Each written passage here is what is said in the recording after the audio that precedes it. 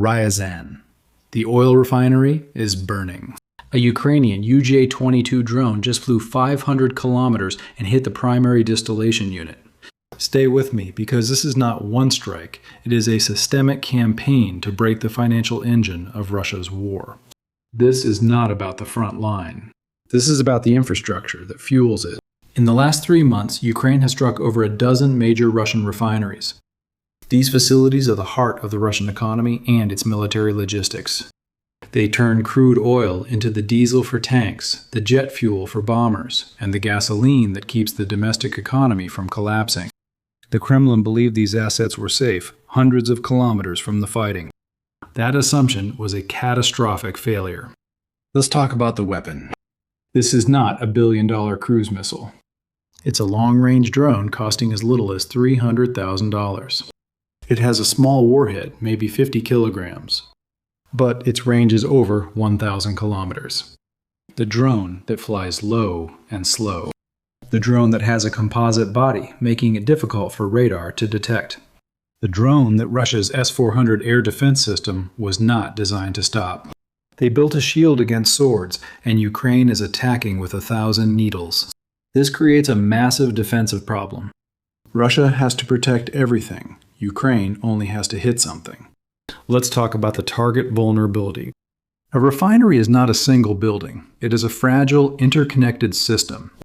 The drones are not aiming for the fuel tanks. They are aiming for the distillation and cracking units. These are the brains of the operation.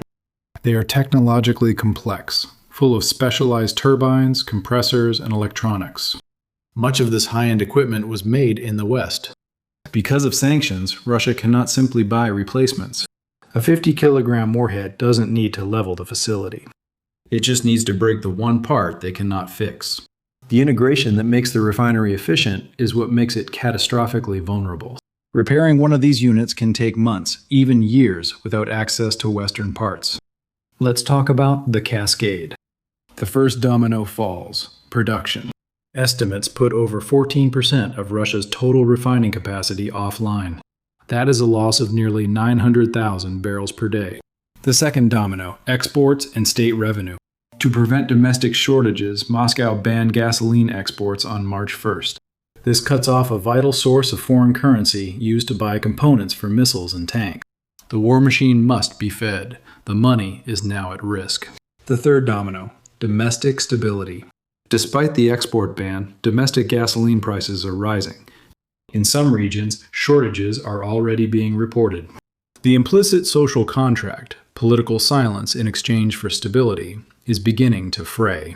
The strikes are forcing Russia into an impossible choice.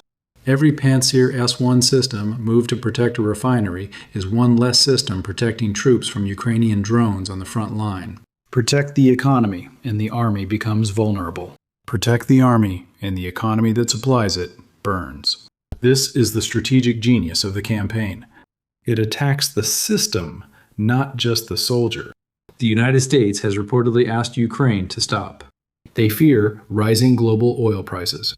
But for Kyiv, this is not about global markets. This is about survival. They are attacking the fuel depots because that fuel arrives in Russian tanks on their land. The principle of distinction in warfare is clear. An oil refinery fueling an active military is a legitimate military target. The Cascade is now self-sustaining. Russia is now reportedly importing gasoline from Belarus. One of the world's largest oil producers is importing gasoline. The system is beginning to fail in ways previously thought impossible. There are even reports of attempts to source fuel from Kazakhstan. The pressure is building, systematically, relentlessly. Each strike is not just a fire. It is a mathematical subtraction from Russia's ability to wage war. And Ukraine can keep building the drones. The question is, can Russia rebuild its refineries? From this morning forward, the logic of this war has changed. The sanctuary of Russia's strategic depth is broken. Economic warfare is no longer just about sanctions written on paper. It is about kinetic strikes on the physical architecture of power. Here is what this campaign means. It means Ukraine has found a cost-effective, asymmetrical strategy to inflict massive economic pain. It means the Kremlin's core vulnerability, its reliance on hydrocarbon exports, is now being actively exploited. And it means the timeline of this war may not be decided on the battlefield alone, but by the structural integrity of a few dozen distillation towers. The system that kept the war funded worked. The system that was supposed to protect that funding did not. The wreckage is real. The capacity is gone. Ryazan is burning.